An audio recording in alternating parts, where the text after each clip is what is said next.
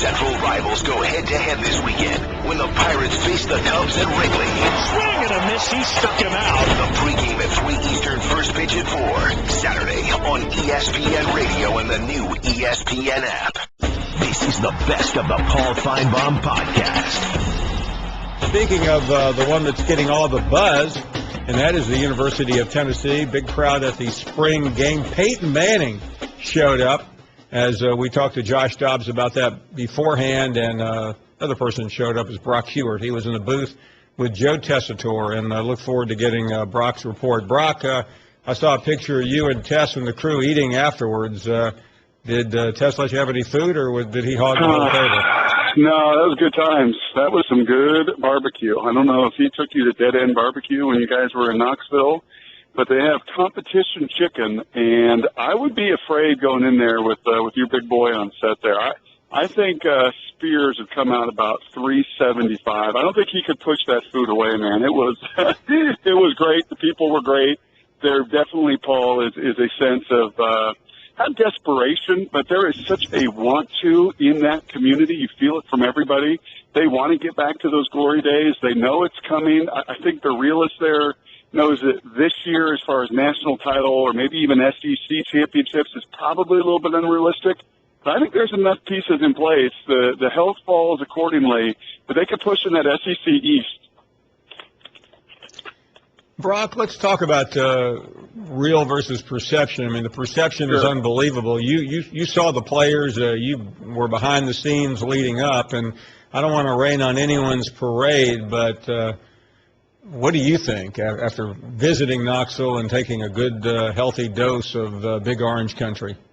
Yeah, I got a chance to see him twice last year, Paul, and there definitely is. I can understand the outside hype because internally there's momentum, and you feel that, but they're still really, really green on both sides of the line of scrimmage. They got a little taste last year, and a lot of freshmen played, and obviously Barnett was a phenom, I think, beyond anybody's expectations. But realistically, we've seen it for too long in the SEC. You have got to be dominant at the line of scrimmage, and Missouri has been really dominant up front, and they've shown you don't have to have every phase, but if you can have dominance at the line of scrimmage like the Tigers have had on their defensive line, you've got a shot to win the division title. And I don't think they're dominant enough yet there, but they're certainly on their way with more incoming freshmen, and we got a chance to see Shai Tuttle up close and personal.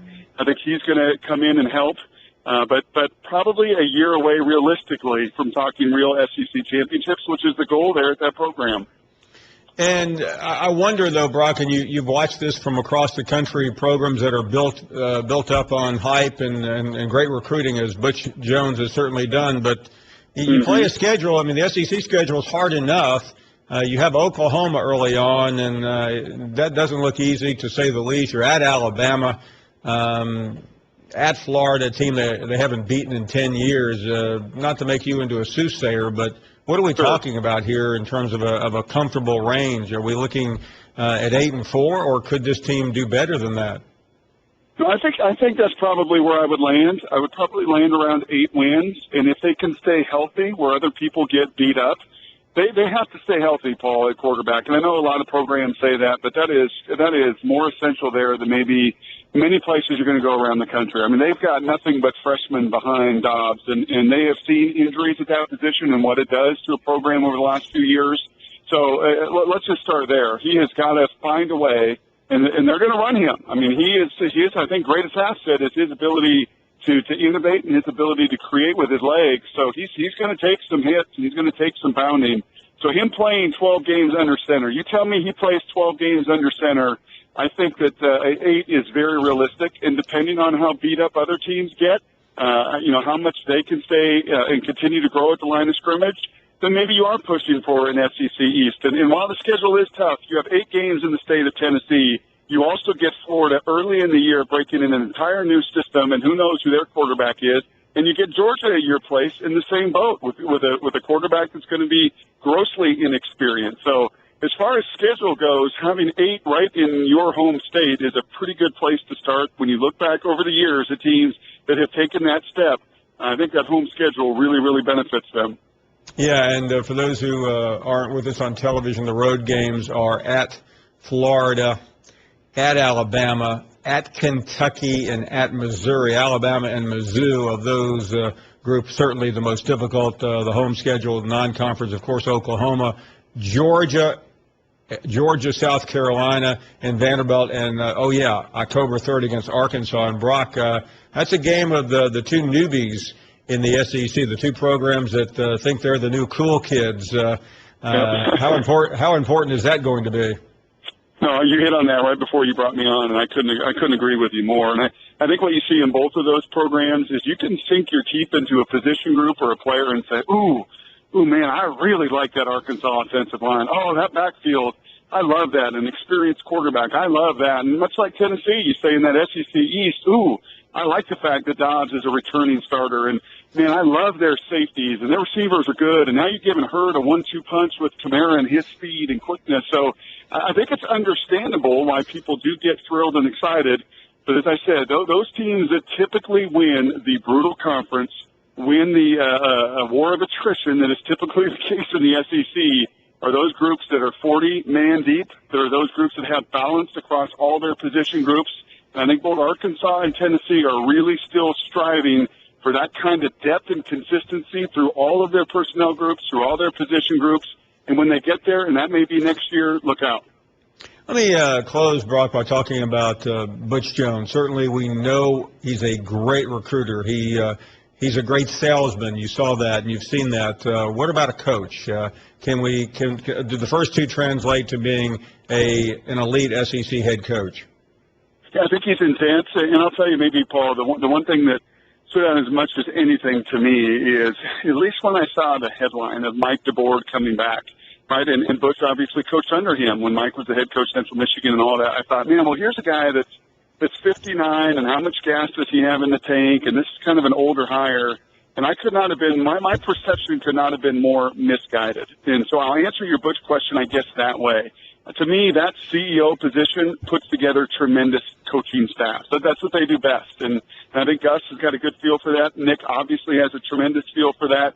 I think I'll just go through the years. Those teams that win conference championships with that head man, that CEO, look at their staffs. Look at them through the years and how many quality coaches they have on it. And I was really impressed with Mike DeBoer. And he is anything from a guy at the end of the line of his career. If anything, he was so energized. He knows what he has. He knows the opportunity in front of him. Some really good pieces at quarterback to work with. I think Jancic does a wonderful job. All you got to do is both the eye test and the statistic test to see how much that group defensively has grown. So, frankly, that's how I judge it first and foremost. Let me see the quality of your staff, who wants to work with you, what their resumes look like, and from there, that's a pretty good starting point. The recruiting helps, and then, he's got to show that in critical moments and in critical stretches and down the course of a long season that he's going to push the right buttons. I think that is still to be determined. Brock, many thanks. Always good to catch up, and obviously we look forward to visiting with you many more times as we get ready for the 2015 season. Thank you very much. Always a pleasure, Paul. Take care, man. This is the best of the Paul Finebaum podcast. Lance, who is in Tennessee but not a Tennessee fan, joins us up first. What's up, Lance? Hey, Paul. The East is coming down to the Tennessee-Florida game, just like so many times before, man. I'm telling you, Paul. Well, Lance, tell me this. When was the last time the Tennessee-Florida game determined the SEC East? Do you remember?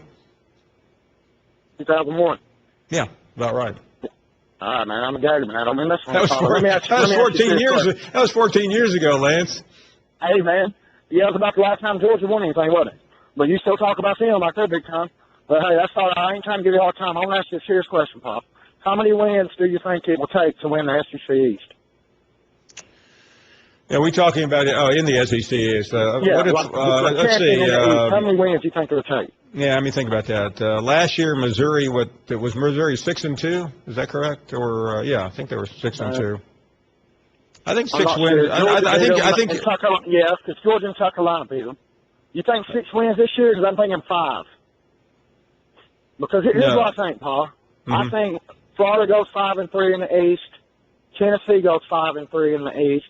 But Georgia's going 4-4, man. If you take a close look at their schedule, I don't see how anybody can find 5 wins in the SEC for Georgia. I can't do it, man. You can't see 5 wins? I got their schedule right here in front of me. Okay, well, give me their give everyone their SEC games for those who go ahead and read the SEC schedule. This is how I see Georgia going down. I just want to make sure you have the same schedule. I just want to make sure you have the same schedule because my schedule has Georgia's first conference game at Vanderbilt, win. Home against South Carolina, probably a win. Home against Alabama, I'll leave that as a toss-up. At Tennessee, a toss-up. Missouri at home. Missouri at home. What is that?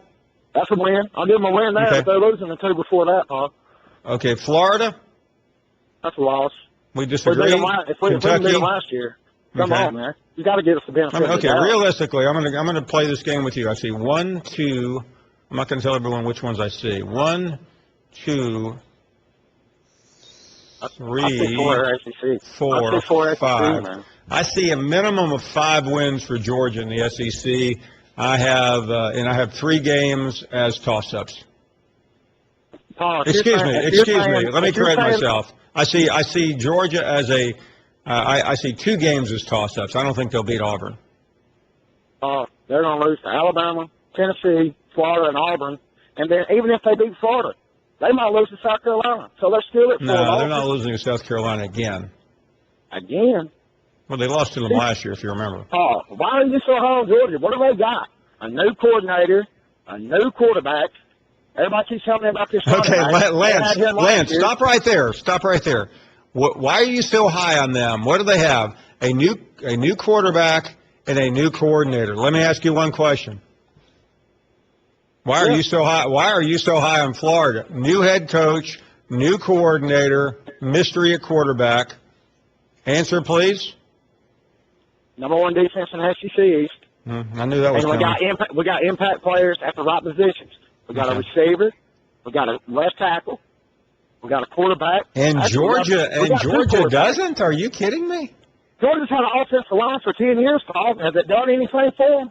By the way, Lance, Missouri was 7-1 last year. The only loss was to Missouri. Okay. I don't know enough about Missouri to talk about Missouri. That's just being honest. I'll tell you what, Lance. This is what I like about you. You're very honest. I don't know enough about them, so they're not going to win. I'm not going to talk about them. I'll tell you what. Do some research on Mizzou. Okay. Do a little bit of research. Georgia don't win it. They're a 7-5 football team. 7-5. I guarantee you. I'll never call the show again if I'm wrong. No, we can't afford that. 4-4 in the East. No, you can afford it, man. I ain't one of them callers that think you can't survive without me, Paul. As long as we got you, this show will survive, baby. But come on, man. Tell me about Georgia, man. Martin Richards. Okay, well, listen, we've kind of, Lance, we've pretty well beaten this to death. I'll tell you what we'll do. We'll just pause right there, see what happens, and I'm going to respect your opinion. That's what I was taught to do, even though I really don't. Jim is up next. How are you, Jim? You know, I have to intercede occasionally because I'm trying to listen, and I had a hard time doing that recently, Paul, as I'm just being honest with you. By the way, were you at the Nerd Prom the other night? I'm following the Nerd Prom now, I'm not. I don't want any part of that zoo. Well, you and I both agree on that one, that's for sure. They just mingle for about 3 hours, and this guy Patrick Gavin, who is a pretty sharp guy, it seems, because he wrote the book or whatever he wrote. Yeah, I saw him on one of the networks. He had it right. I absolutely got it right. One of the rare ones that doesn't have anything right in this country today. But anyway, back to this guy, this clown. I haven't said anything about this clown from where's the guy from Tennessee? Yeah. Florida fan. I'm not even going to name his name. He's a dunce. But here's the thing. He gets on here, and he gives you a headache, Paul. This guy, you're talking about a guy that needs to come to the clinic, a collar clinic. This kid, this guy, whatever he is, Lance, when you keep talking and running your mouth and don't even let the host have a word in edgewise, you give people headaches, and nobody wants to hear that.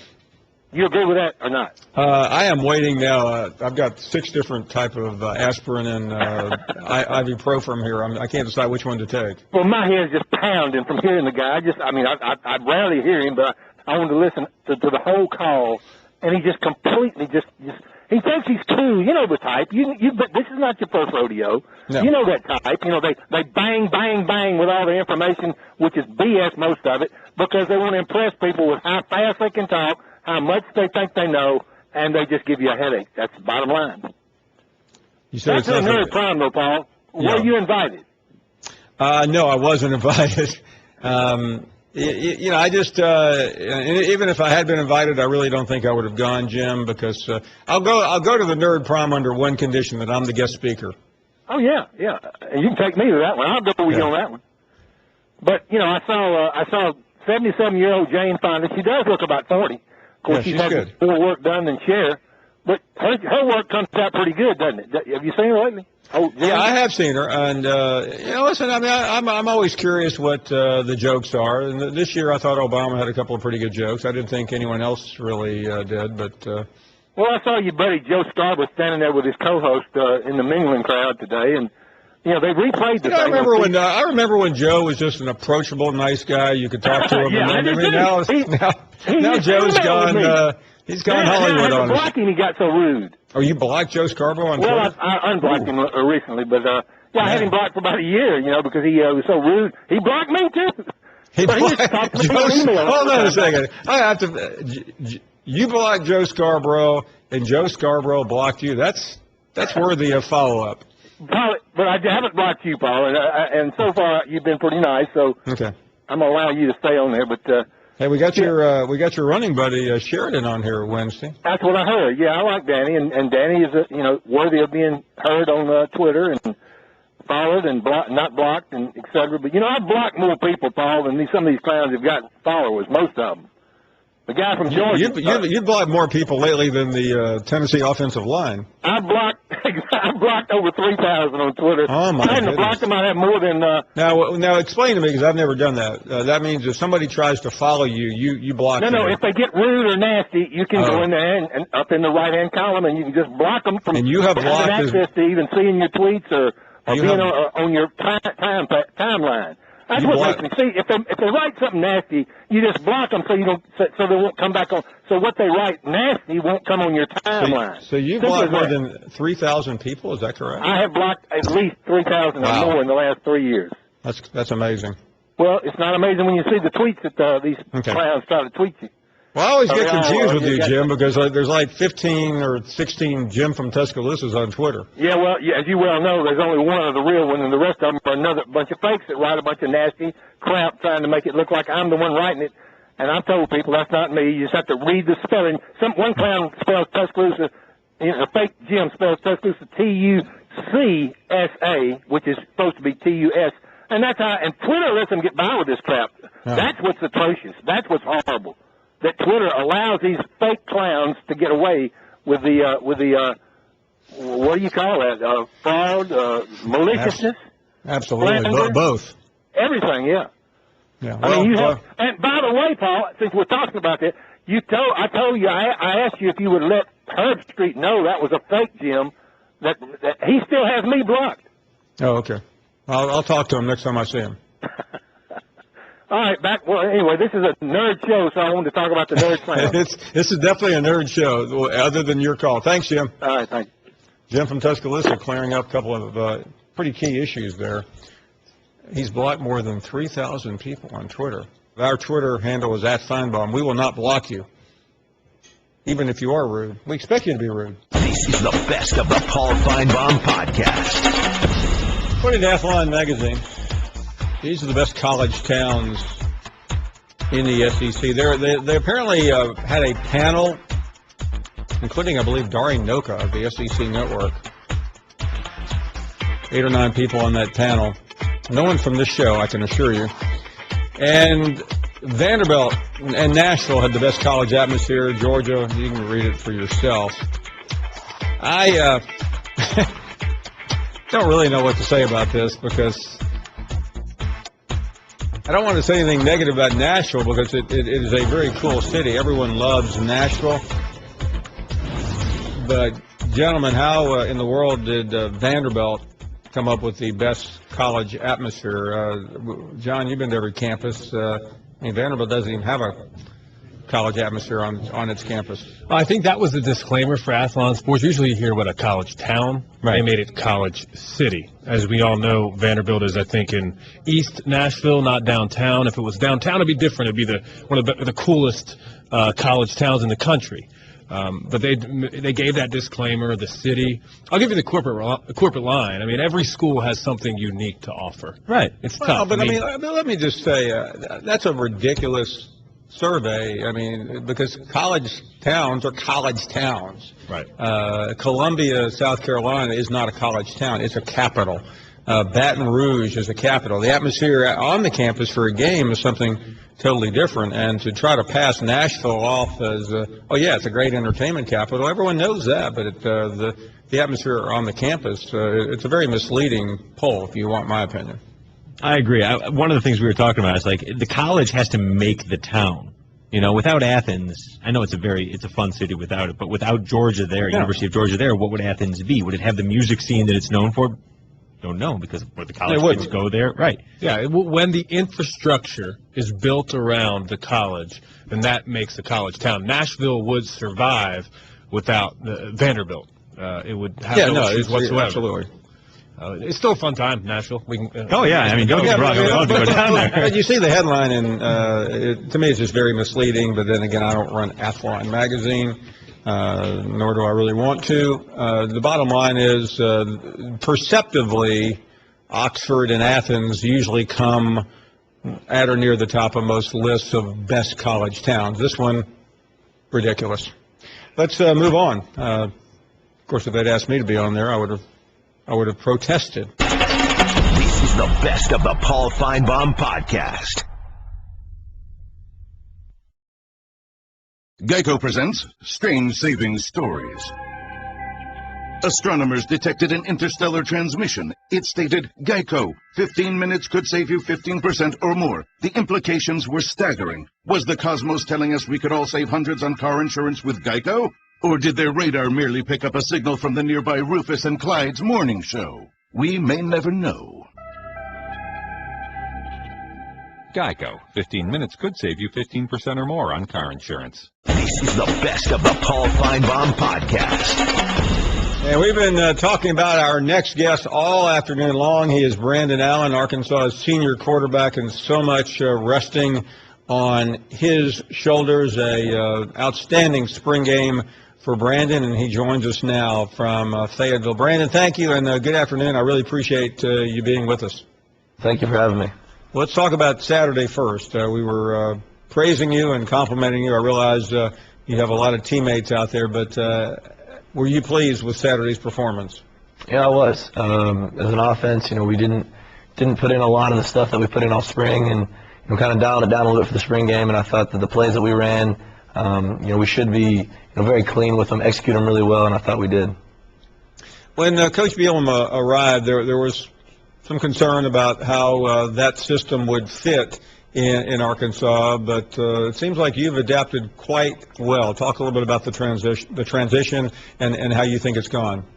I think it's gone really well.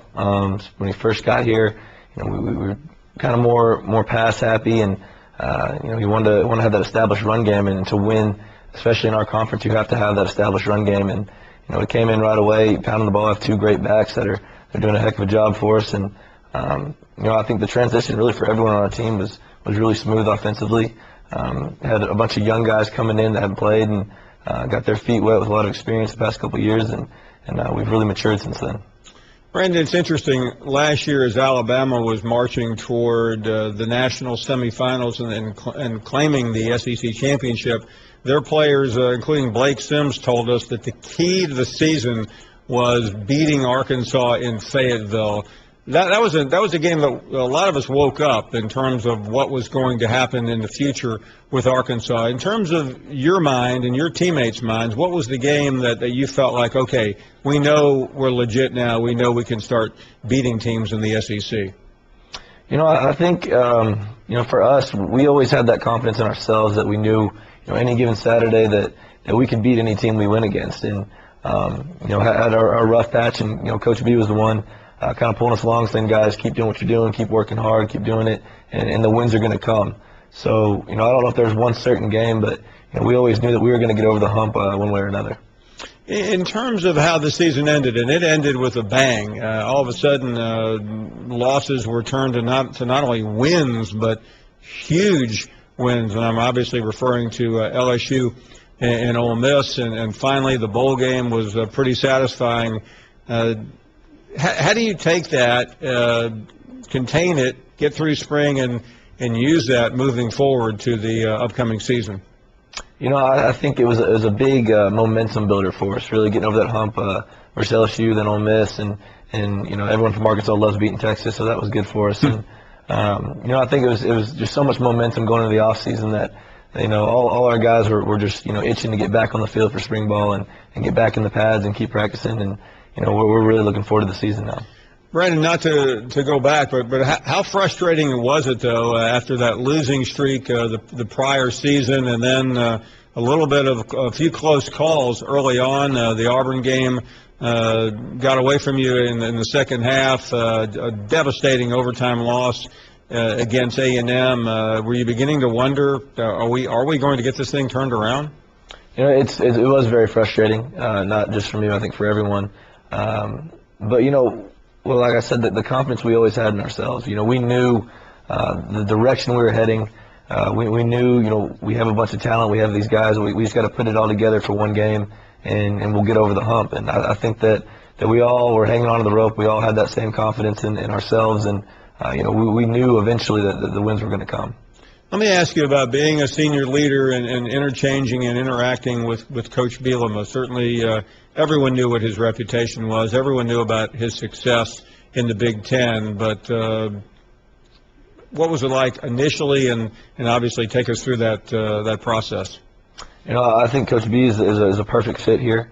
He came in. He's a really big time players coach. He's very open. His door's always open to all of us, and he'll let you know that. He says, come in anytime you want to talk. And I think he definitely leans on the senior leadership big time on his teams. And you know, he comes to us if there's issues, if there's things he wants to get across to the team. And I think he feels it's better coming from leaders on the team than it is coming from him. I realize you're grounded, and you probably don't really care what others say, the so-called noise. But a lot of the national pundits, while praising the SEC, continued to knock the quarterback play. You probably know some of these other quarterbacks. You obviously know your position very well. How would you react to some of those who say this has not been a great quarterback league in recent years? You know, I think that to play quarterback, you have to have tough skin. You know, you get too much credit when you win, you get too much blame when you lose. And I think that to have that tough skin and kind of block out the noise, and we've had a lot of noise around here, so I know what it's about. And to be able to block that out and focus on what you want to get done, and you know, that's ultimately wins. And so I think to be able to have that thick skin and block out the good and the bad from the outside, and just focus on what you want to get done is something you really need to be successful. Sometimes when people of any age get criticized, you either obsess over it or you don't pay any attention to it. Do you see, do you read, do you hear the criticism? Or in the past, there's not as much now as there used to be, but what was it like when you heard people taking shots or read about people taking shots? You know, at first when I was younger, it probably did affect me a little bit. I won't lie. I wasn't used to it. I wasn't used to people talking, and you know, as I've matured and got older, you know, it doesn't affect me at all. You hear things when you play good, you hear bad things. When you play bad, you hear even worse things, and you know, you do hear it just because it's there. But the fact that, like I said, having that thick skin and being able just to block it out and keep it outside the program is you know, something that you have to do. Was there ever a moment that you read something or maybe heard something on radio or television, and you just shook your head and said, "What are these people talking about? They don't know. They have no earthly idea." That happens more often than you think. And I've actually, you know, I save a few of the good ones that I think are funny, and you know, just there's so many things or so many armchair quarterbacks that you know, they don't know the ins and outs of your program. They don't know. You know what you're supposed to do, what's going on, and you know, they like to sit down and just talk from their lawn chair, and you know, that's just fans. You know, some fans are like that, and you know, those are the people that you know, that aren't the true fans that support our program. Realistically, and we are, when you do a program like this every day, Brandon, you start speculating. I mean, we're still many months out, but everyone has an opinion. I realize quarterbacks worry about what they can control, but are you concerned, or how concerned are you that some of the expectations may be getting a little bit away from reality here?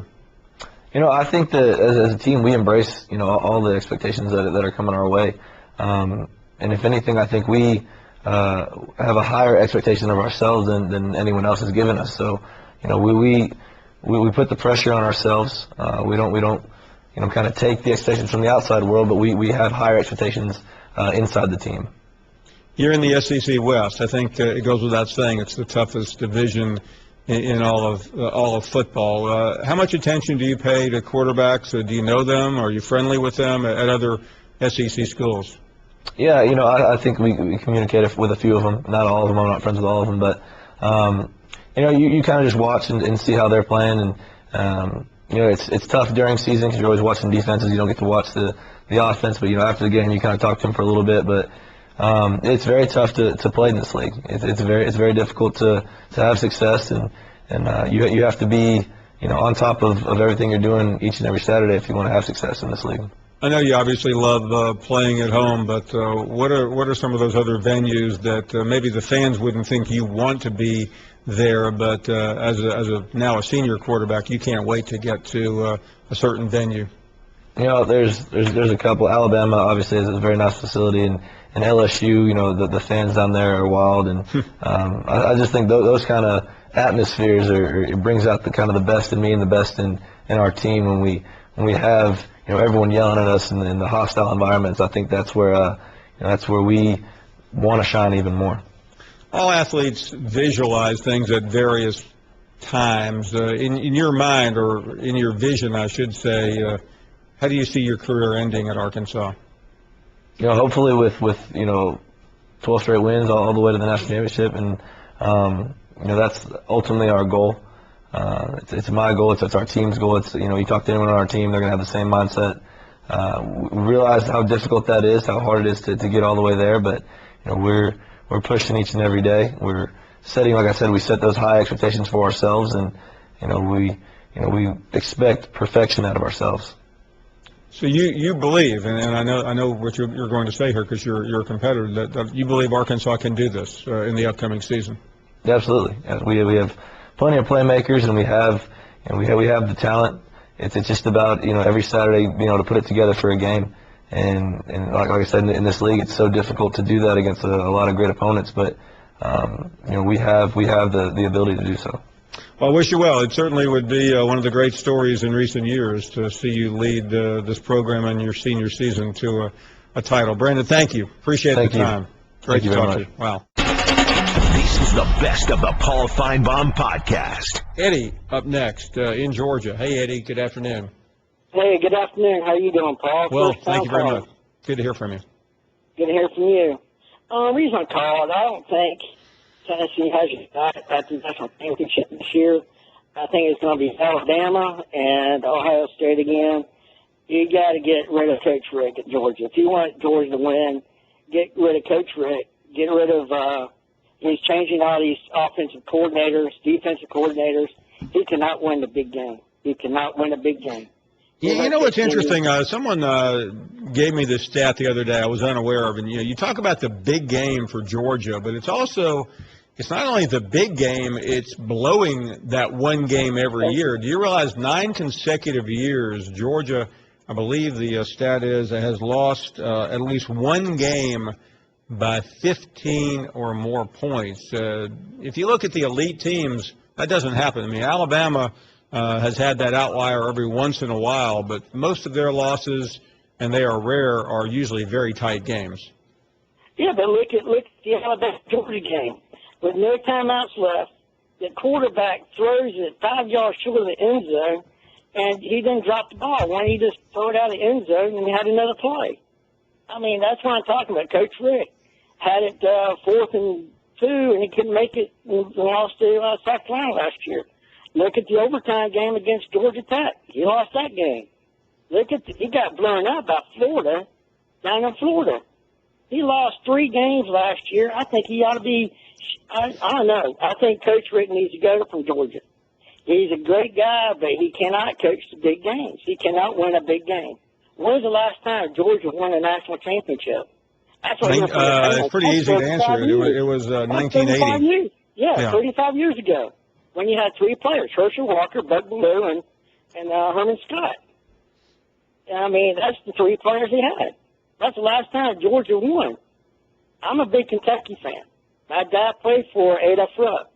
We have won. We have more SEC championships of basketball. This year we kind of blew it, but I was very proud of those guys. We have 7 guys going to the NBA this year from Kentucky. And Georgia, all I hear is how great Georgia is. Georgia hasn't done anything in the last 35 years. And Alabama has really, I mean, I would take Alabama football and Kentucky basketball every single year, and I guarantee we'll have more national championships in the SEC than any division in the nation. Eddie, thank you very much. I really appreciate it. Interesting call. We'll get a reaction to that from a Georgia fan. Daryl is up next. First of all, I think the basketball season is over, okay? And second of all, I think Georgia's won a couple of Southeastern Conference championships since we split the conference up. I mean, how many SEC championships has Tennessee won in football? I don't think they've won one in a while. You got to get that first. But all this, when I hear people talk about, well, Georgia ain't won that championship since 1980, let me tell you something. The system was so jacked up. Here's a perfect example, okay? In 2012, when Alabama beat us in the SEC championship game, there's no doubt in my mind, if we would have had a 14 playoff like we do now, Georgia would have gotten a 14 playoff. And we should have got a rematch for Alabama. We didn't get it. So I don't hold a lot of that against Georgia. A lot of it was just a system. It's just all screwed up. Nobody can tell me that Notre Dame was the second best team that year when Alabama beat them. I think okay, Daryl. I agree with you. I mean, Georgia has. There have been at least 2 times I can think of that Georgia has lost out not having a 4-team playoff, but still everyone else played under the same rules. Well, I agree. I mean, I'm not. I know it sounds like I'm making excuses for him, and I'm really not. I'm I don't get some Kentucky fan coming here bumping his gums when this team was never even played or won the division, unless that's the SEC title in football. Yet he's going to come here and run his mouth and try to use basketball as leverage. Basketball season is over. We saw what happened in basketball. They one and done. Kentucky had done. Okay, over with. So, I mean, I just don't understand it. I mean, at least have something to stand on and come here and run your mouth. Hey, I want to ask you something. What was your take on what Keith Oldman said? About boycotting the fight? Right, the fight, yep, and the draft. You know, listen, I like Keith a lot, but why would anyone boycott the draft or the fight because of certain issues? I mean, to me, that's ridiculous. I like Oldman. You know what I like about Oldman? He'll speak his mind. I mean, he even that little Twitter thing, he kind of, they say he shouldn't get involved. I like that because he doesn't think he's better than anybody else. I mean, he shouldn't let it go that far. But I understand where he's coming from. I mean, totally understand where he's coming from. No, I mean, I do. And, listen, I don't care for Floyd Mayweather at all, but that's a personal opinion. I don't know him. I've never met him. But I know enough about him that makes me not want to like him. But as far as the fight, I mean, this is boxing, Daryl. I mean, no one ever said boxing was a clean, honest business. It's a dirty, stinking sport. And you get that. As far as the NFL, I didn't hear all of what Oberman said. I just kind of saw the headline. Keith is one of a kind when it comes to speaking his mind. That's what I admire about him, and I think so many others do as well. But if he doesn't want to watch it, that's fine. But fortunately, we live in a free country, and most people will watch. Yeah, I agree. Most people will. Let me say this real quick. I heard last time here running his mouth. I mean, if you look up the word annoying in the dictionary, I'm sure there's a picture of Lance right beside it. I don't know. You know what? I mean, on top of that, Paul, he's absolutely, he's an idiot, all right? I'm sure that when God was passing out brain cells, Lance always said jail cells. You know what I'm saying? I mean, I don't know what his problem is. Obviously, I don't think coming out of his mouth is a bunch of crap. Obviously, he got bent over too much when he was in prison and got the courtesy of a reach around, which probably okay, the music is underway, Daryl. Thanks for the call. Appreciate it. I like that music starting right in the middle of calls. It's like they're during the Oscars. This is the best of the Paul Finebaum podcast. We're joined by Sam Kahn Jr. and Greg Ossendorf. Both of them have spent a lot of time this spring looking at various teams. Sam has been to Arkansas, A&M, Mizzou, Kentucky, and Greg has gone to Auburn, Tennessee, Ole Miss, and Georgia. Sam and Greg, thank you very much for being with us. Sam, let me start with you. You certainly have seen a lot this spring. What has stood out the most? I think the buzz and confidence that's at Arkansas right now. You know, they finished the season so strong last year with, you know, some statement wins over LSU, Ole Miss, and, of course, the Texas Bowl win over Texas. And I feel like the confidence that they're operating with this spring, the buzz that just seems to be in the building about the direction they're headed, seems pretty substantial. I mean, you're talking about a 7-6 team. They, a couple of years ago, had won 3 games, and now we're talking about a team that could be moving up the SEC West ladder. It just depends on, you know, how things shake out with how well quarterback play is from Brandon Allen. That's certainly been something that has been people have watched closely, and you know, how good is that defense going to be after losing 3 really key players in Trey Flowers, Martrell Spate, and Darius Philon. So if they can get those 2 things in check, I think this team has a chance to have a pretty solid season. Greg, Auburn, Tennessee, Ole Miss, and Georgia. There's a lot there. Tennessee is the hot team. Your overall assessment of Tennessee, and also a similar question in Greg. What has struck you the most? Yeah, it's funny because Sam talked about Arkansas, and Tennessee's not that much different than Arkansas. They're a team that's on the rise, and they made a big stride last year, getting to a bowl game and winning a bowl game. They got a returning quarterback in Josh Dobbs, who I think just looks a lot more confident this spring now that, you know, knowing he's a starter going into the season. And they have a young defense that's getting better and some playmakers. Obviously, Derek Barnett wasn't there for a lot of the spring in the spring game, but he's a guy who's as good as anybody on the defensive line in the SEC. And so you just get a sense of excitement around Knoxville right now. And you saw that last year, but even more so this year. They genuinely believe they can win a championship and not only win the East, but win the SEC championship. And so I think they're going to be in the mix there. I know there's been a lot of talk today after their spring game, but, you know, Florida and Georgia will be in there as well, and Missouri you can't keep out. But I think Tennessee definitely belongs in the conversation. And outside of that, I think for the conference as a whole, just the quarterback battles. And obviously, you know, I saw some firsthand at Georgia and at Ole Miss, and I just think it's interesting, all these quarterback battles across the conference and what to make of that. What's your best guess at both Georgia and Ole Miss? Yeah, right now those are 2. Some seem a little bit more cut and dry than others, but I think those 2 are very open. I think Georgia right now, Bryce Ramsey's got a little more experience. I thought he played well in the spring game. I think he has an upper hand in that battle. I think Jacob Park's still a guy to keep an eye on. But if Georgia had a game tomorrow, I would best it would be Bryce Ramsey. And for Ole Miss, I think it really truly is a toss-up because I think they want to start Chad Kelly, but I don't know that he's ready yet. And we'll see after an off season and going through summer workouts and into fall camp if he can develop into the guy that, you know, kind of like what Bo Wallace did when he got on campus. But right now, I don't know that they feel comfortable enough to get him to start over Ryan Buchanan, who's been in the program for a couple of years, or even Devontae Kincaid, who brings a different element to the offense. And so Georgia, like I said, a little more cut and dry there, but I don't know that Ole Miss, they know what they're going to have yet. And right now, if you ask Hugh Freeze, he might even play more than one. I think he's hoping to find at least one or just one guy, though, by the time the season starts. Sam, let me ask you about A&M. We spent a lot of time last fall talking about their rise and fall and then rise again. What's the expectation in College Station? I think it's pretty high, mainly because of who they brought in with, you know, getting LSU defensive coordinator John Chavis over there. That has brought a lot of buzz and anticipation into the season because even though at times the offense sputtered last year, I think you feel like Kevin Sumlin and Jake Spavell are going to have the offense be just fine. Kyle Allen's going to be entering his second year as a starter, so I think the comms glove on the offense is good.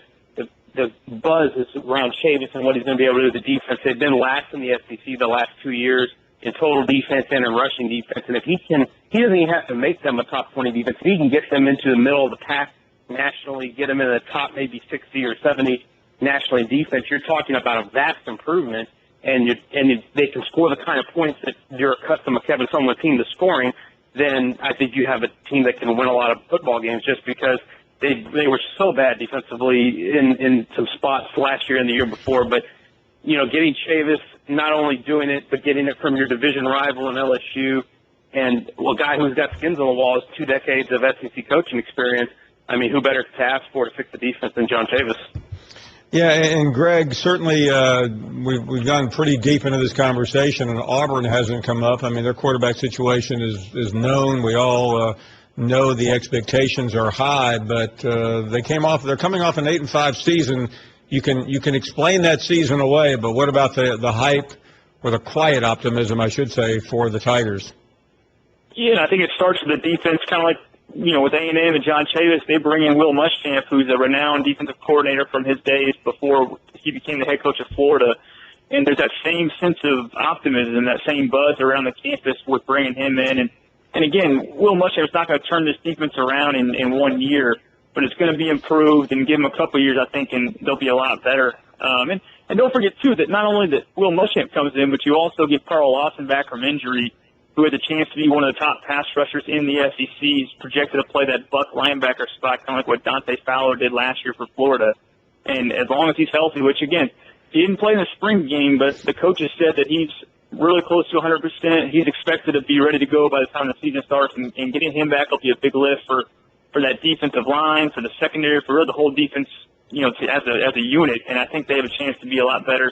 And we know what they have with Jeremy Johnson, quarterback. He played some 2 years ago. He got the starting at Arkansas last year, and he handled his business well this spring. I thought he went into it. He really earned that starting job, even though we all kind of assumed he was going to get that job. He went in there and handled like a professional, and I thought, I think he had a chance to be one of the top quarterbacks in the SEC this season. Guys, as we wrap up, I think most people expect the West to be determined by Alabama and Auburn. You'll hear the Alabama-Auburn winner for that game, as we do almost every year. But the East is a little more difficult.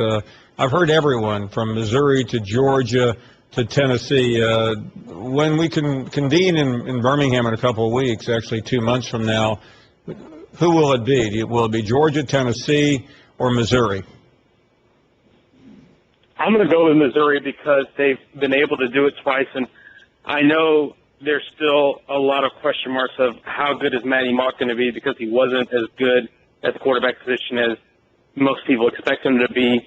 But I still feel like the way Gary Pinkel has run that program, I think the transition to the new defensive coordinator, Barry Odom, is going to be pretty smooth from Dave Steckel, who did a wonderful job. But I still think there's plenty of talent there, and I think Tennessee's good. I think Georgia's good, but I don't know that there's a clear-cut favorite, and Missouri's got the experience. They've got some guys that have been around a couple of years. They're used to being in this now, and I don't see any reason why anybody can knock them off their perch.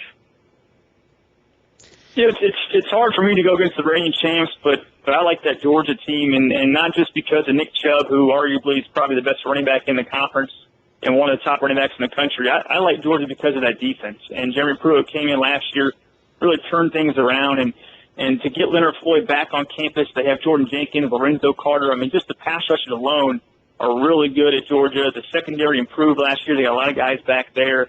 And so I think that they have one of the better defenses in the conference, and we're kind of sleeping on that defense and what Jeremy Pruitt did last year.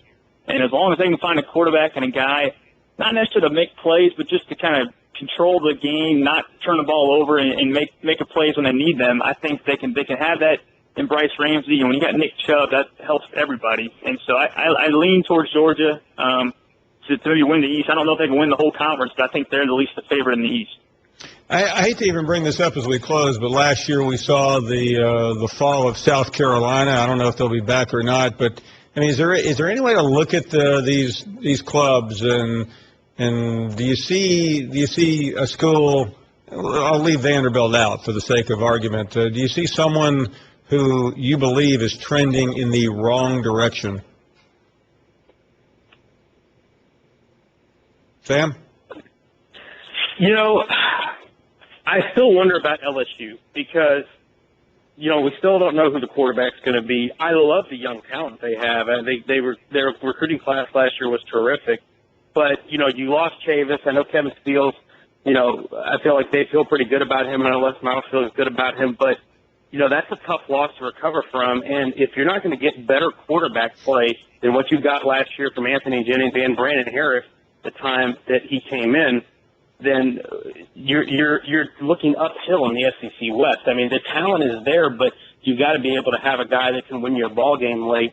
And right now, I don't know that there's any reason to believe that they've found that guy yet at the quarterback position, and those are the two options, are Jennings and Harris. So one of those two guys has to prove something to me in order to believe that LSU is going to be able to move back up the ladder. Greg, do you have one? Yeah, I worry a little about Mississippi State. I obviously like Dak Prescott a lot. He'll be one of the top quarterbacks in the league. But they lost a lot of talent from last year's team, and that was kind of – Mississippi State doesn't go and just recruit 5-stars. They get 3- and 4-star guys that they develop, and once they leave, it might take a year or two to really bring that program back to where it was. And so I thought they had a really good season last year and a better than most expected at Mississippi State or for Mississippi State. But I think they take a step backward this year. They're still a bowl team. They're going to win 7-8 games. I just don't know if they're going to get to that 10-win mark and compete in the West. And again, Dak Prescott's very good, but you lose Josh Robinson, you lose guys on defense like Bernard McKinney and Preston Smith, and I just worry that they're not quite what they were last year, and the rest of the West is getting better. Well, two interesting picks for the downside, LSU and State, both in the SEC West. Greg, Sam, thanks. Really appreciate it. We'll have to do this again. Thanks, Paul. You got it. Great stuff. This is the best of the Paul Finebaum podcast. ESPN Radio, bringing you directly to the biggest events in sports. Center field, well hit, Hunter back, out of here! From opening day of baseball, Throw to the plate, safe at the plate! right through the World Series. For the third time in 5 seasons, the San Francisco Giants are the champions of the baseball world. Whether it's LeBron, Chris Paul, or Kevin Durant, when the NBA tips off, ESPN Radio is right there when a champion is crowned. We have a new world champion. The San Antonio Spurs are the world champions. And when the magic of bowl season arrives, ESPN Radio is your home for the new college football playoff. The college football playoff first national champion, the Ohio State Buckeyes. The biggest events in sports can be found right here on ESPN Radio. This is the best of the Paul Finebaum podcast. Let's continue, and Manny is in Fort Lauderdale. Good afternoon. Yes, sir. Good afternoon, sir. Hi there. Yeah, I was just letting everybody know that it's not even going to be close this year in the SEC. Jeremy Johnson, by far, is the best player in the SEC conference and probably the best player in the country. I wouldn't even be surprised if he walks away with the Heisman. Unanimous, not even close. Okay, Manny, I'm assuming you're not related to Jeremy, and I respect what he's projected to do, but give us some more insight on why you are so confident of that opinion. Because I think his growth and his demeanor, and I just think that Auburn's about business this year. And with Muschamp over there at the DC has been a defensive coordinator, and the players they've been able to recruit with the players they already had, and with Jeremy having Ricardo Lewis, he's from Miami. I just think their offense is going to be so much explosive because with Nick Marshall, they were kind of they couldn't really run the plays. They couldn't really open up the playbook the way they really wanted to open it up. But Jeremy, with his arm, is just going to be like Jameis Winston all over again. And he has a gun for an arm. I mean, so by, opening up that offense, opening up that playbook where he can stretch the field, it's going to be crazy. The only way Alabama has a chance for Auburn not blowing them out and not winning by double digits is they have to get Braxton Miller. With Coker or any other quarterbacks, they're not going to be able to compete point-wise with Auburn. It's not even going to be funny. Okay, let me make sure I understand what you just got through saying. You said the only way Alabama won't be blown out by double digits is if Alabama gets Braxton Miller. Is that correct? It's the only way. The only way. I have no faith. Auburn is going to lose at least 2 games. this year in the conference. If they don't have a real true quarterback that can be a threat and that be able to put points on the board, it's not going to be close. But with Jeremy's legs and his arm, come on, man, it's a joke. Auburn beats them at least by 10 points. Okay. Listen, the games is considerably way off. I appreciate your call. We'll see how your prediction turns out. Rick is in California. How are you, Rick? Doing good, Paul. How are you? Quite well, thank you. Good. Hopefully you can hear me okay. I got you on my Bluetooth, but I have to say, I you know me, I'm a diehard Bama fan. Have been since the early 1960s. I'm dating myself. My first game was in 1964 live, and so I've been following Alabama for the better part of 50 years, and I have to say, after watching that A-Day game, I wasn't very impressed again with their quarterback situation. I don't know if it's as dire straits as this last gentleman said, but it wouldn't surprise me at all to see Alabama lose 2 or 3 games this year based on what I saw. However, if they go back to the running game, we've already been down this road, so I'm not going to bore you to tears with it. I think their defense is going to be fine. My biggest concern is you. You keep putting down the LSU, you're putting the chip on their shoulder, my friend. And I don't want to wake up a sleeping giant there. I think they're in the same boat as Alabama. You find a quarterback at LSU, and they're a 10-win team. So all these teams are just going to beat each other up like they did last year. It's going to be the same story again. And I think an elimination game is going to be that Georgia-Alabama game. I think the loser of that game has pretty much knocked themselves out of a good opportunity for a Final Four appearance. But somebody's coming out. Yeah, Rick, that's a really good point. And last year you saw Alabama losing that early game. I think it was October 4th to Ole Miss, and after that moment, I mean, they lived on the edge. The next week, it was like an elimination game against Arkansas. They survived. They went into overtime. I thought they were done against LSU, as I'm sure you probably did. And then the Auburn game looked desperate. So, that takes a toll. And I think maybe I don't know what happened to Alabama in the bowl game in the Sugar Bowl, but it looked like the weight of the world finally collapsed on top of them. But if they lose that early game against Georgia, can they play that Russian roulette game again? And I'm not sure they can either. I agree with you. Yeah, they had 9 lives last year, and they had 9 lives the year before.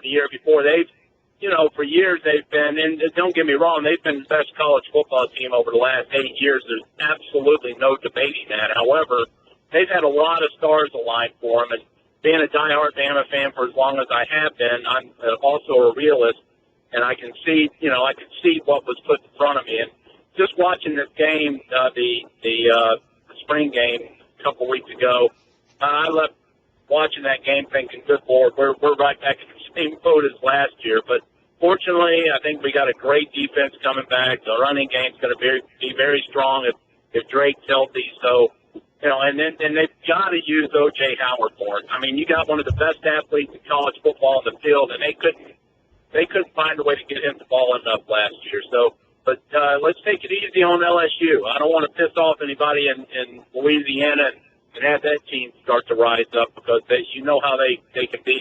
They can be a beast over there. So have a great day, Paul. Thanks for taking my call. Thank you very, very much. Glenn is next up in Nashville. Hey, Glenn. Paul, how are you? Okay, thank you. I was at the Orange and White game this past Saturday. It was a great atmosphere, but I agree with you. I think 8-4 is realistic. The talk in the crowd was, Tennessee's coming back. Is it this year? I don't think so. I think 8-4 is realistic. Maybe 7-5. I think it just depends on the injury situation. Here's the thing too: it's all going to come down to defensive line and offensive line. Can Joshua Dobbs be protected? Offensive line did not protect him well in the passing game. I think they did pretty well in the run game. But can he stay healthy? I think that's the big question mark. And the way they run their offense, it's just hard to tell. But I'm realistic. I'm a diehard fan, have been my whole life. But I think 8-4 is very realistic. This is is the best of the Paul Finebaum podcast. The NFL draft is topic number one in all of sports. Matt Miller covers that for the Bleacher Report. Matt, many thanks for the time. I would imagine by now an NFL draft or an NFL reporter just cannot wait for Thursday. What's it been like watching and listening and being part of the speculation? It's definitely one of those things, like you said, you can't wait for Thursday. Not only to see what happens, to see how often you were lied to over the last few weeks as everyone tries to get their agenda out, but it also just, you get into the draft because you're excited about the future of the players and how a team can turn their fortunes around with one good draft. You can change a franchise. So I think that's kind of the cool part is stepping back from it after the fact and seeing, who helped themselves the most on paper. Matt, I'm just watching. I'm not part of all this. It seems like most people agree Winston will go number one, if not stop me. But after that is when the real suspense begins, correct? Yeah, that is when the suspense begins, right when the Titans come on the clock. Because if Jameis Winston goes first, like we all expect, then you have the question of does Marcus Mariota go second? And if he does, is it the Titans who are drafting, or have they traded that pick? I know there's a lot of rumors out there that the Cleveland Browns would like to move up. The San Diego Chargers may be trading Phillip Rivers. Now you have talk always about the Philadelphia Eagles trying to move up, maybe the St. Louis Rams. So there's a lot of intrigue. Years past, we always had a pretty good feeling for the first couple picks at least, but this year it's, at least as of right now, it's a pretty big wild card. Let's talk about some of the top players from the SEC. We had Amari Cooper on the other day. He seems to be getting a lot of love. Fowler, Ray, obviously you know the names as well as we do. Kind of give us your best guess on whether Cooper goes as high as we think he will, and then pick it up from there. Yeah, I think Amari Cooper will go within the first 4 picks. I really do. Number 3 to Jacksonville is maybe a sleeper spot for him, but possible. 4 to Oakland. I know people in Oakland absolutely love Amari Cooper, so he could go very early. Dante Fowler Jr. from Florida, the best pass rusher in this class, I believe. I think you have to look at him as possibly 3 to Jacksonville, 5 to Washington, 6 to the New York Jets. It would be a pretty big surprise if he got past there. And right up against that, that's where Shane Ray from Missouri and Bud Dupree from Kentucky come in. So the SEC, as usual, is loaded with pass rushers. Dupree is a guy whose name has been really hot lately because it's hard to find people who are 6'4", 270 pounds who run a 4.5 40 like he does. So I think he's going to be a pretty hot property. And Todd Gurley, even with the injury, there's a good chance he's going to be a top 10 or top 12 pick just because of how electric he is as a running back. It's rare to see someone have his size and power and be quick enough to return kickoffs for touchdowns. I mean, it's unreal. It's since Sean Alexander in Alabama, I haven't seen anyone do that. So it's going to be interesting to see where he goes with the injury and everything else. Great stuff, Matt Miller from the Bleacher Report. He covers the NFL and obviously this week the NFL draft. Matt, really good to catch up. Thank you. Yeah, thanks, Paul. This is the best of the Paul Finebaum podcast. Let's check out I-Man, who is next up. Good afternoon, Paul. Afternoon. I know you're doing well because you're doing what you do every day, 5 days a week, 52 weeks a year. You got to love it when Daryl comes on. And by the way, I met Rich from Atlanta over the weekend. What a great guy. And just outstanding. And, Paul, when you're going to be the mayor of the callers, as I am, you have to get out and meet people. You got to socialize. You have met, I would say, not to interrupt, but you have probably met more callers to this program than almost anyone else, would you say? Absolutely. And it's because I'm an outgoing personality. I don't care who they are. I've stared adversity in the face. And you know what? Adversity even said, he's a crazy little old guy, but I kind of like him. Wouldn't you think so? I think so. Is there any one of those major Hall of Fame callers that you have not met? Well, I almost talked Jim off of his mama's porch, but he was too scared to come out. I guess he had bathed or something. And when we were in Tuscaloosa that day, I almost met Jim, but I've met Jeff from Chicago. I haven't met Robert from Iowa, but Robert is coming down for the media days, and I'm going to make it a point to get to Birmingham for media days to meet Robert. And I haven't met Andy from Ohio, but, you know, he's in Ohio. Let me assure you, I have met Andy 3 times. You haven't missed anything. But see, there again, he don't chase ambulances this far south, I'm sure, because it's too hot and muggy for him. But that's okay. But you know, I'm listening to Darryl, and Darryl didn't RG3 win the Heisman, if I recollect? He sure did. Kind of came out of nowhere. Completely nowhere. I mean, he didn't even establish himself until about the 8th or 9th game of the season. And Darryl loves to talk about, you know, his 6 or 9 or whatever over Auburn. But what did it get you? Nowhere. It got you beat by Alabama, and it makes you if y'all was puppies, Darryl, I mean, Missouri owns you, and y'all are the little behind. I'm not going to go in. You know where I'm going. You're not getting it done. But every time Auburn beats Georgia, Auburn plays for the national championship. Whether they win it or lose it, they play for it. And what have the Dogs done lately? Nothing. And you know, Paul, Darryl interjects himself in everything because, you know, he's a trained killer. He's a trained killer. I like that. He's a trained killer as opposed to an untrained killer. But, you know, Paul, I've never had the need for killing folks or needing a trained killer because I just live in peace and harmony and kind of roll on. But, you know, Darryl, I guess maybe if you was down in Colombia fighting the drug wars and all that, there'd be a need for trained killers. But I don't know if we need trained killers on the Paul Finebaum show. But you're killing me with your calls. You know, he's my favorite jackass from Georgia, Paul. Have a good day. I mean, I was about to kill everyone off. Darryl is up next in Georgia. Hey, Darryl. Hello. How are you today, Paul? Quite well. Thank you. I want to shift gears here, and I'll pray for him because he needs it. But I want to shift gears for a minute on things here. I always get the Sunday AJC, and they had an article in here yesterday about college football, and it's about recruiting, and it's saying should parents pay for this, or should colleges pay for the parents' travel on that? And I agree with that. I think they should, because they're saying in here that you know, these kids are going to these schools, you know, with no supervision, I guess, for lack of a better term. And they're promising them the world, and these kids have no clue. And I really agree with this, that colleges should pay for their parents' travel to these schools. So that is a real big debate going on right now. Urban Meyer has been very outspoken, as well as others, and I know the NCAA reacted in the tournament, but I don't know what the exact numbers are. Maybe the article said it is fairly expensive, but when you compare and contrast what big-time college athletics brings in, it's really not a lot of money. Thank you very much for the call. I do appreciate that. Let's check out Nathan out in Texas. Hey, Nathan, good afternoon. Yes, sir. How you doing, Paul? Pretty well. First-time caller. I'm glad to be on. Thank you.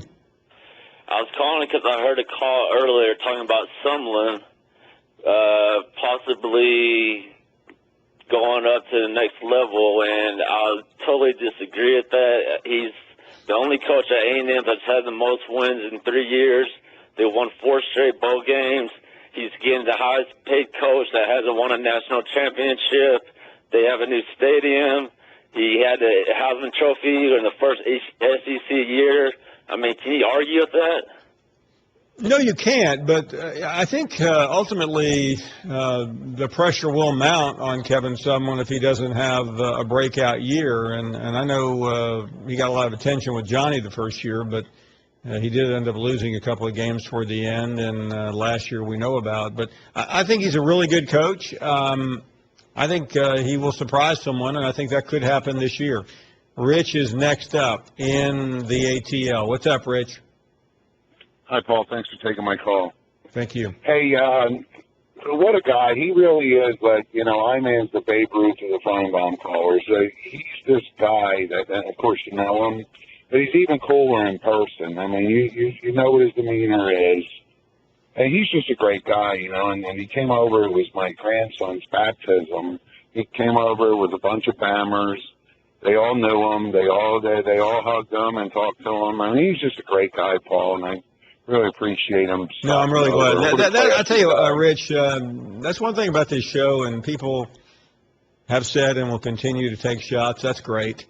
But the callers have a fraternity that is unique, and I've seen this up close a number of times. I had the great opportunity to meet you, but I-Man is probably more than anyone else. I mean, if he knows there's a caller somewhere within range, he will go meet them, and he's followed me around many places, and it's always been great to see him. Yeah, that's cool. He really is the mayor. Hey, Paul, real quick on Pete Prisco or whatever. He was talking about the number one picks for the SEC this year. Did you notice the name that he didn't mention? And that would be Landon Collins at Alabama. They're talking about him sliding around the first round. Yeah. Here's the best safety in the draft, and he's not. And they're saying now that he can't cover anybody, which to me is just an indication of what Sunday has become. It's crazy. I think. No, I mean when you think about, if you go back to before the season, the three big names on Alabama were T.J. Yeldon, Landon Collins, and obviously Amari Cooper. But Landon Collins may have projected ahead of all of those when it all began. But I don't know what the mindset of the NFL is, but I do know Landon Collins is a phenomenal player. Right, and it's Jack Tatum and Ronnie Lott and Brian Dawkins. These guys couldn't play in this league anymore. I mean, they just can't because they can't cover anybody. It's all about spreading them out and then finding out, where the matchup is and throwing at them. It just makes me sick. Hey, also, do you see that the overall number of number one picks from the SEC is probably going to be the lowest since expansion? Since A&M and Missouri. Do you think that's an indicator that the league was down a little bit last year? I don't know if you can judge the top of the draft. I think you just have to wait. I mean, last year was an extraordinary year, as you know. I'd be willing to wait it out to see how they fare across the board. Right, that's fair. But you remember the old joke, Paul, when they moved it to Thursday, the first round, it was for the SEC, and then all the other conferences, they had them, for the weekend. So, that's just interesting. I'm going to say it's going to be interesting to see how many players are taken. I do think, but I think the die was cast for this draft 4 years ago when Jameis Winston decided to go to FSU over Alabama. And, can you imagine how big of a decision that was? Oh, yeah. No question. Absolutely. No, I agree with that. But anyway, all right. Well, thanks for taking my call. And thank you so much once again for my entire family. See you, pal. You bet. Jerome is in Birmingham. Next up.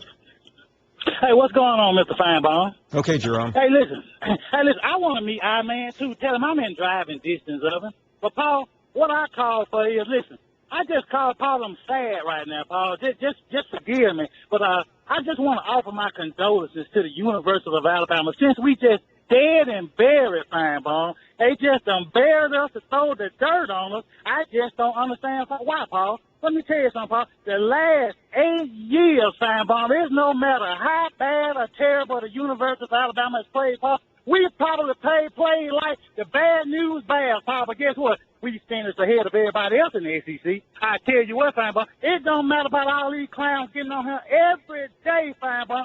Popping they talked about the University of Alabama. I tell you why, Paul, because if you didn't pop your talks about the University of Alabama, you wouldn't have nothing to talk about, because all the other 13 teams in the SEC, Paul, they are irrelevant. So listen, could you get T.D. Jakes or Joel Osteen or somebody to say the eulogy of the Tide? Roll Tide and have a good day.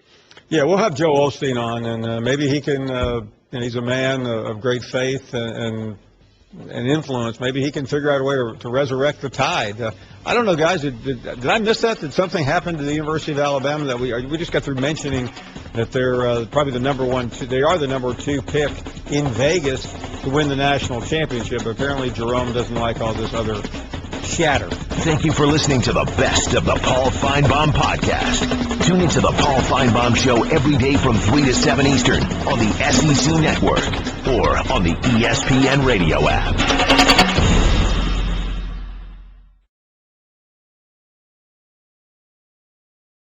Two of baseball's best go head-to-head in interleague action when the Tigers head to St. Louis to face the Cardinals. That one is gone. The pregame at 7 Eastern, first pitch at 8, Sunday on ESPN and ESPN Radio.